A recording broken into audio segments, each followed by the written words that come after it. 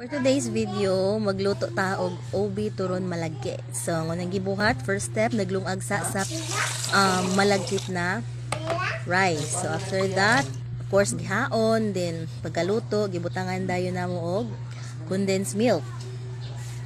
Yeah, mix. I-mix nato kay para masagol jud ang condensed ngadto sa sticky rice.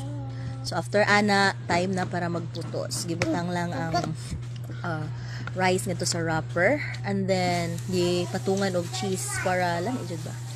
Then after ana giprito until mag golden brown na ang ato ang ubi turon malagkit.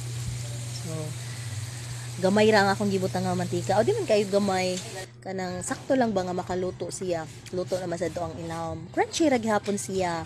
So man na luto na, o di ba lami kayang cheese nagmelt siya sa ilaw sa tunga. Char.